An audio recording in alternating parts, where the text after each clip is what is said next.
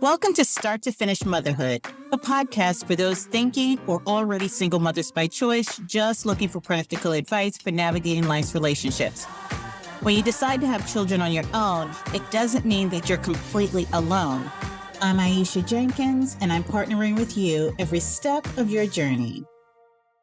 Hi, everybody. I'm here today with another solo episode, and the focus of this episode is going to be on margin. So, I came across this article a few years ago, and this was prior to me becoming a mom. And I was doing some work related research on languages of appreciation in the office, and I came across this article about the lack of margin. And so the article describes margin as creating space for those everyday things that don't occur all the time, but that you can plan for, that you can anticipate occurring. So some examples might be, a minor fender bender on the way to work, a flat tire, or a sick child, or, you getting sick yourself. So these are things that while they don't happen on a day-to-day basis, if we plan for them, if we have a plan in place for them, then they're easier for us to absorb, less stressful, which means bringing home less stress to our home life. And as a single mother by choice, that means less stress to our kids. And the article goes on to explain that some of us get into a lot of trouble when we don't create enough margin in our life for these expected things that occur, but we don't know exactly when they're going to occur. And so I think I've hit that point where I need to reflect more on the amount of margin that I'm giving myself, because right now I find myself in a position to be retroactively trying to create space, which means that I'm unexpectedly taking off, a day here from work, or a weekend goes by where I just don't have the energy to do like the laundry or stuff that I needed to get done. And then it kind of feels like it's a snowball, which puts me in a bit of a state, and it doesn't allow me to be the best parent that I want to be, the best friend, or even the best, my best self. And so I am kind of in that state as we speak. And, I sometimes forget, and I think I'm hitting this state right now because summer is just ending and I was expecting to kind of go back to a normal routine, and it's not really happening fast enough. But I think that in all of my planning for the summer, which starts in January, that I did a really good job of creating space and planning time for the kids to get rest, that I think I forgot to include myself in that process.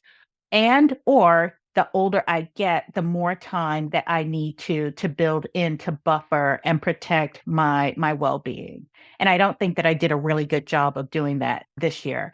So this year I planned a few smaller trips and smaller, getaways for the kids, but I don't always think that I will be the one who is doing all of the packing, majority of the packing, or the planning for the trip, or trying to figure out how to finance the trip, or, what snacks we're going to need in the car. If we're going to the airport, who's driving to the airport, who's making the plans, what's the schedule for wake up time. So all of that mental load stays with me. As well as the physical load of being the one to pack for the trip.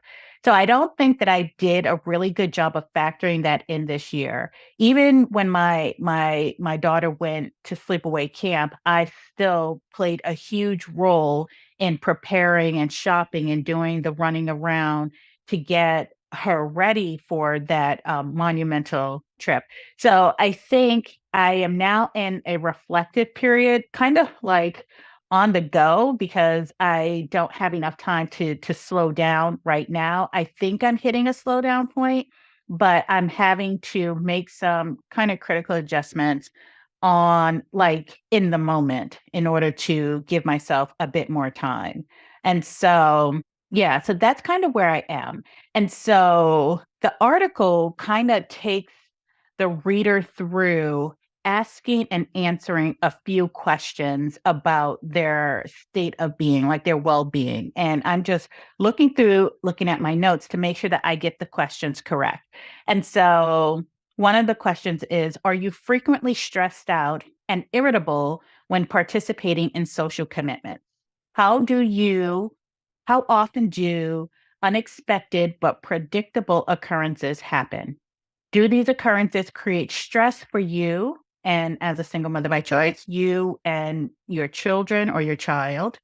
What can you do or what's in your power to alleviate this stress? And so these are some of the questions that I refer back to. So I paraphrase some of these questions to frame them for myself and my listening audience as parents. But I think the underlying premise is that sometimes these occurrences cause us stress. And if we are not aware or if we're just caught up in that moment, that stress that is ours can sometimes become stress to our entire household. And being aware of that might help us to plan better. So just asking these questions and reflecting on these questions. And I've been doing that because when I get stressed, I can feel it in my entire body. And right now I'm dealing with a lot of at work, but I'm also, trying to juggle, trying to maintain stability at home and trying to keep my temper at an evil level keel. So to answer these questions, I sat down and I thought, are you frequently stressed out and irritable when participating in social commitment? So I would say even before I became a mom, I was accepted to being irritable or feeling stressed out if I overloaded my social calendar. And so what I tried to do with the children was to kind of space out their commitments, whether it's on the weekends or during the week. I rarely do things during the week just because our routine is kind of set. And without them going to bed at their correct time, it just throws the next day off. And so I try to limit what we do in the 7 to 7:30 p.m. hour. So anything that we have to do, any wiggle room we have is between 5:30 and 6:30 in the evenings. And that's when we do like Girl Scouts, or we might make a mad dash to a grocery store for some dinner ingredients. But I try to keep our Monday through Friday fairly structured. And that goes for myself as well. And then on the weekends, I try to limit activities to one activity per weekend. And so that has become a bit more of a challenge now that I have two children and they each have, different activities. And so I'm working on that now that my 4-year-old is at the point where she has an opinion about the different activities that she wants to do. So I'm trying to accommodate both kids in my schedule. I think I decided pretty early on, there was a dire need or there was some exceptional talent that I wasn't gonna be the mom who does, like, away sports events and things like that. I just can't give up my weekends like that, and then I have 2 children, so 1 child is going to be tagging along, and I just did not want to do that. Okay, so I knew going in to being a parent that I was acceptable to not being able to be extremely extroverted. So I lean introvert.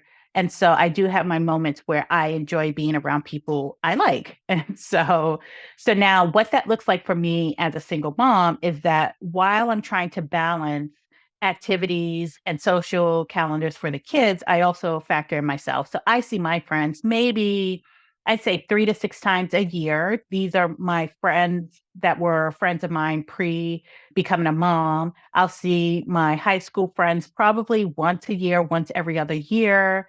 I do a lot more with my single mom by choice village and friends because we've got kids and usually the social activities gives me a 1-2 punch where I get satisfied, my kids get satisfied, and then we all go home happy and content. And so, and then since I was the last person in my family to have kids, I don't have a lot of family obligations to go to because my sisters are now grandparents, and so holidays look vastly different for them as well as for me. Their kids are older, they've got grandkids, their kids are doing their own thing. So I don't have a lot of pressure of family commitments. So that means I get to move at my own pace during the holiday season, which I thoroughly appreciate.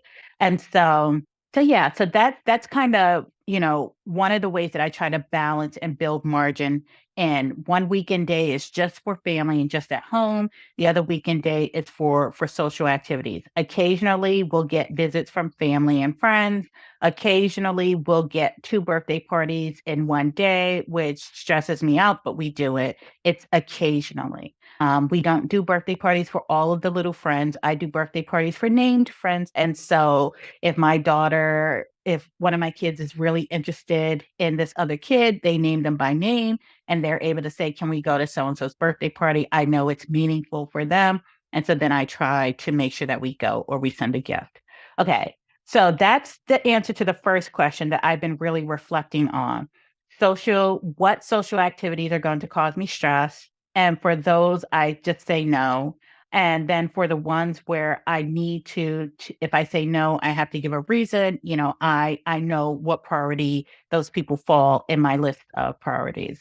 Okay, the second question is, when you've stacked too much on your plate, does it create stress for you and then inadvertently create stress for the kids? I will say that I am self-aware enough to know that when I am stressed out, that it does create an environment where I'm less patient with my children. I'm more snappy, I'm more sarcastic. And so what I try to do to counteract that is I think I give more hugs, more snuggles, more love.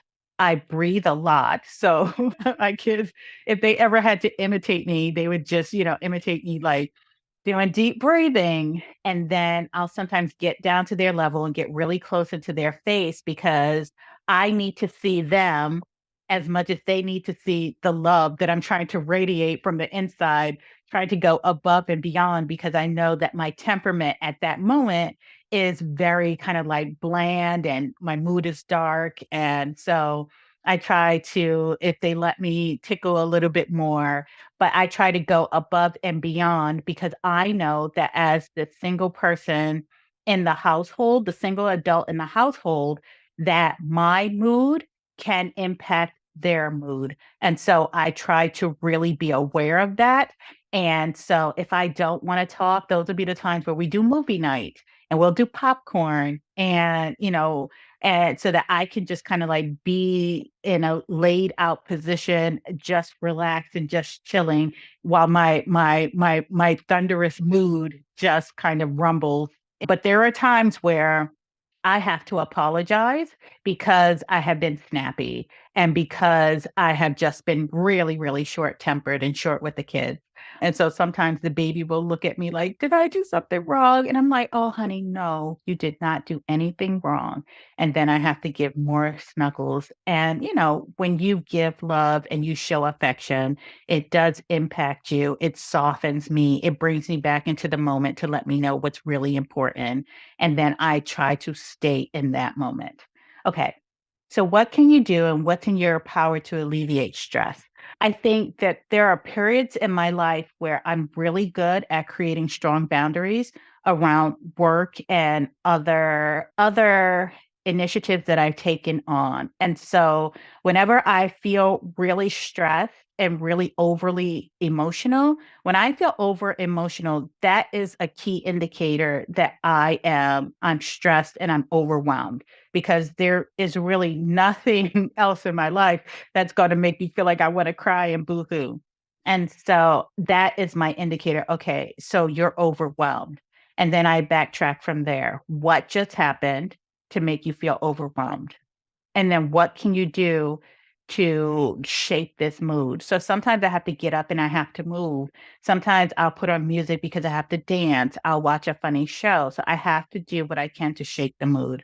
But I'm constantly in those periods working backwards to see what triggered my change in mood and then what can I do to change that. Sometimes for me, like this morning, I woke up just kind of out of sorts. I was just tired and it was slow going. And so when I feel that way and I really have to get involved in my day, I treat myself to coffee and I will go to my favorite coffee spot. I will just get a nice 12 ounce of coffee. I load it with creamer that I like. And so for me in that moment, that is just a gentle treat and a nudge for me. Other things that I can do besides setting strong boundaries at work and with my other commitments, I also set strong boundaries for friends. So sometimes I will get a call or a text message and I will look at it and I'm just like, okay, I'm not in the headspace to respond right now. I have to do it later. Or I'll see a message come in and I'm just like, okay, I see that message and I'll just leave it there so that I can still see the alert. And then when I'm in a better headspace, I can respond. And sometimes, my go to is like, oh, okay. Okay, that sounds great. So just to kind of respond or acknowledge that I've seen the response, but really I try to go at my own pace for things that don't really involve the kids or don't really involve deadlines at work.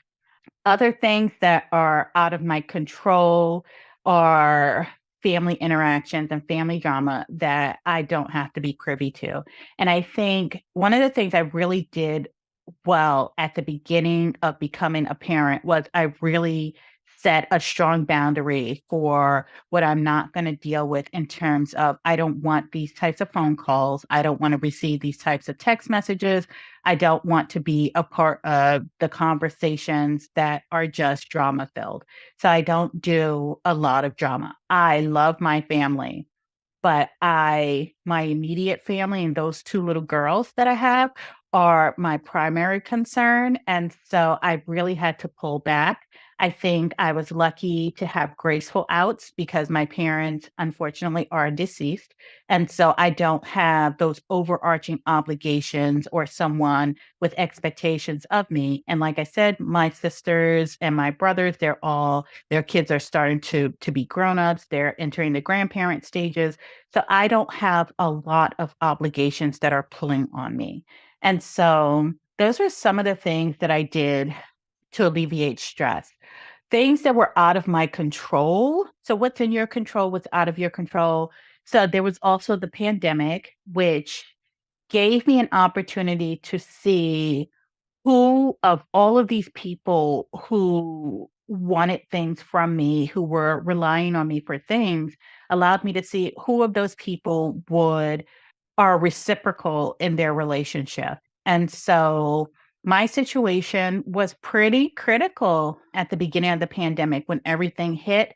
I had an 8-month-old and I had maybe a 6-year-old. They're 5 years apart. So almost a 6-year-old. And so when the pandemic hit, it was me trying to juggle work, kids, family life, keeping us alive, filling out my legal documents for something happened to me because, with the pandemic, you don't know.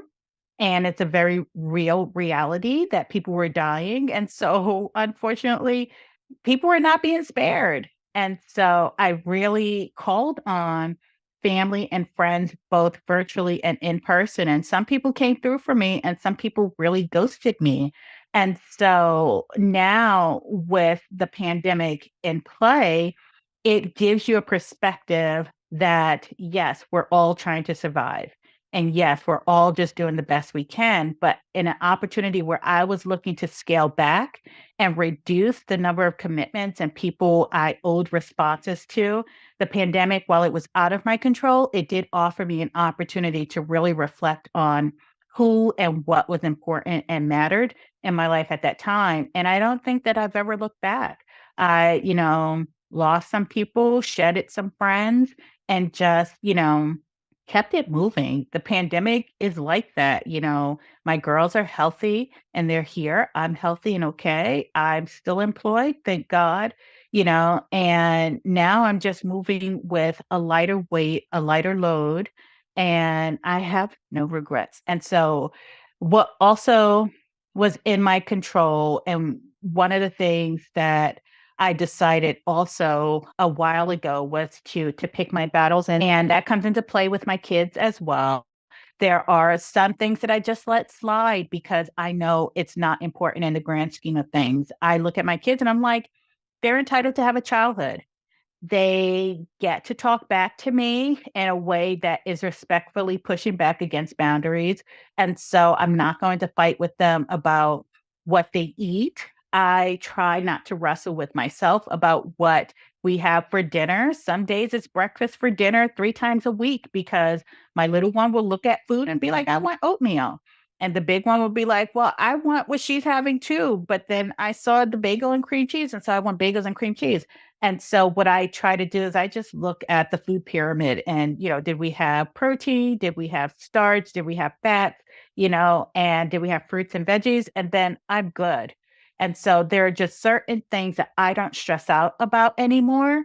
And so I try my best that when I slight a friend or when I hurt someone's feelings, I try my hardest to apologize in the moment. And then I forgive myself and keep it moving. If you want me to peel back a layer of skin or you want me to run through a burning crucible, that's not going to happen. I mean, we're adults, but I try not to make those gaffes that require me to make these large apologies. But when I do commit a slight or I just forget something or, I drop the ball, I do try to make up for it. And so also I have a therapist.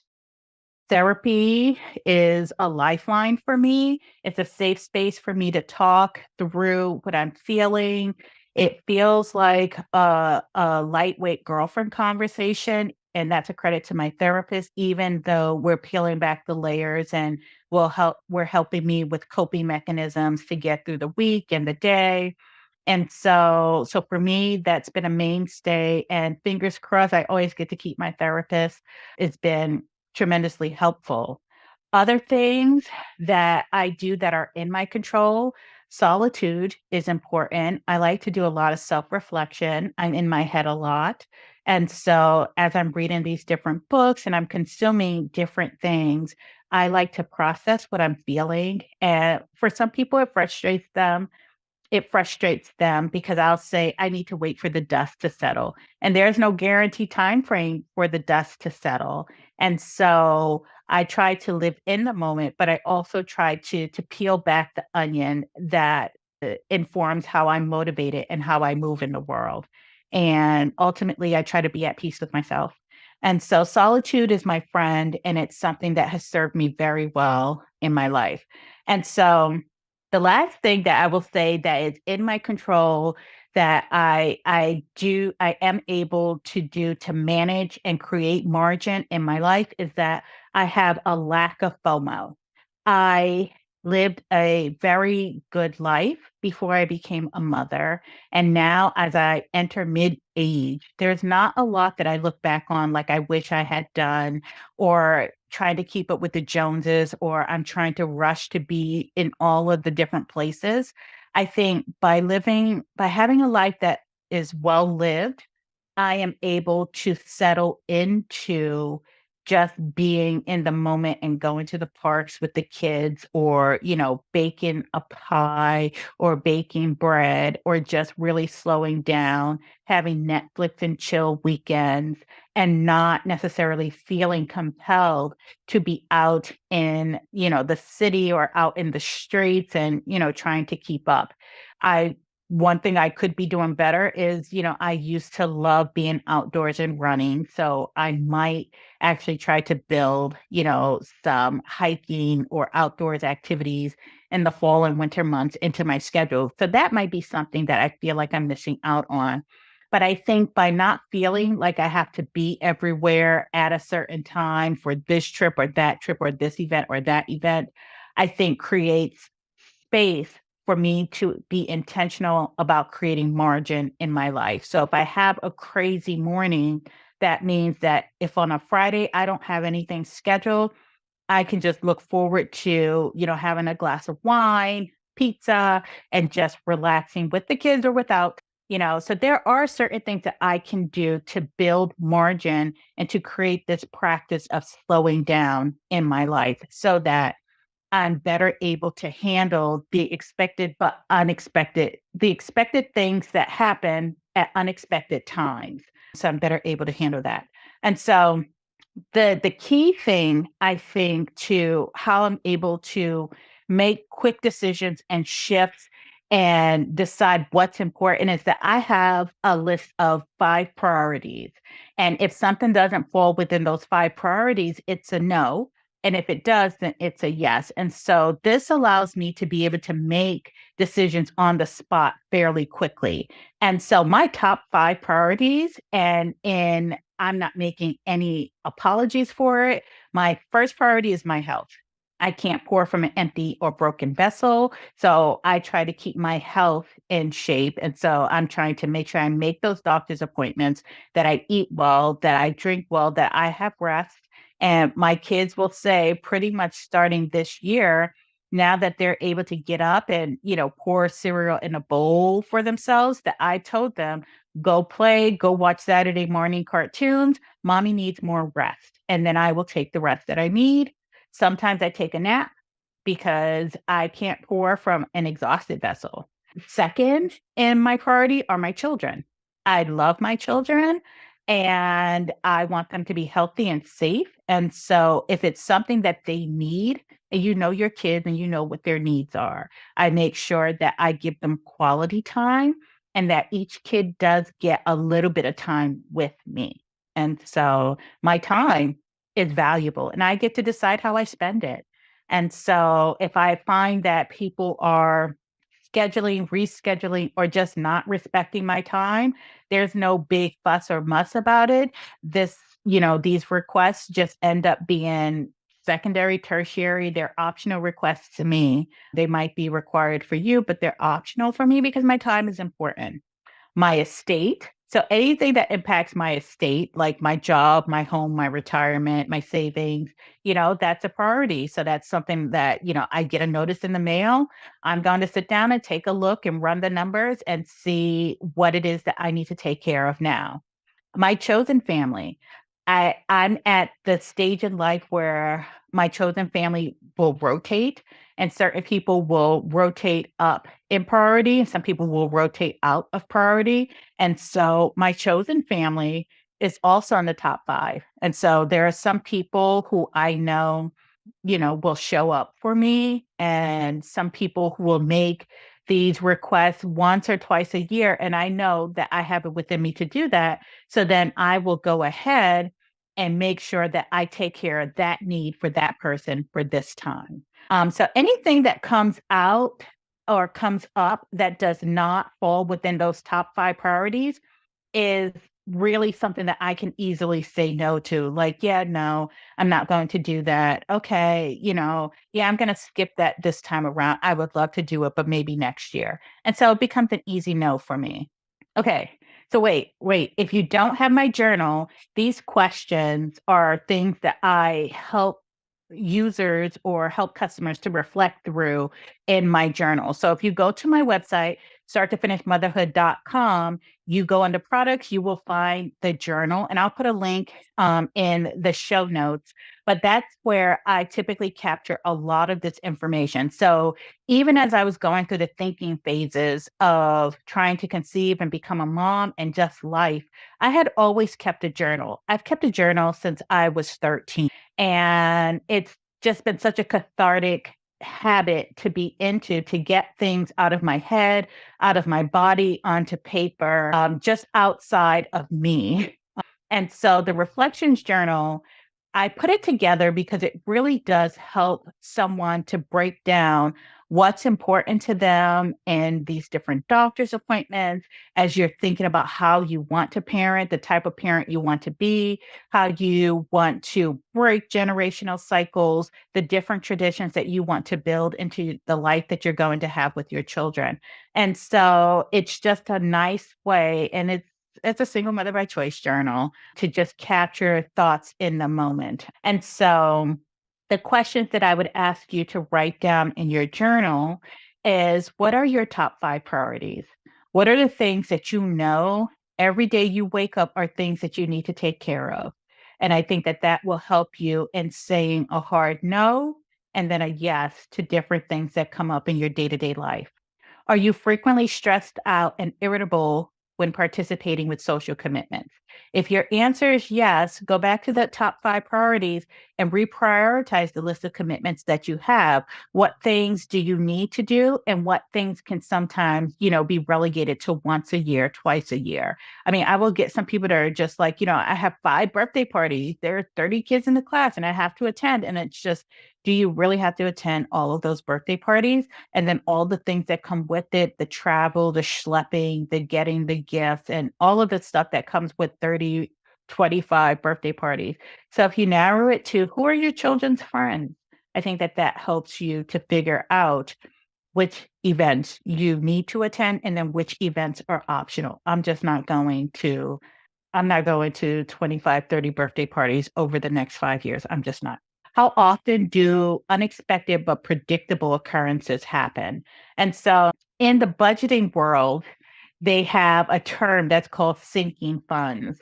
And so it's sometimes you can prepare for the expected but unpredictable occurrences. And so I say do the same thing. Have a sinking fund of emotional reserves for these things that happen. So if a car wreck happens, it doesn't destroy your whole day. You take a deep breath and it's like, okay, I have insurance, no one was hurt.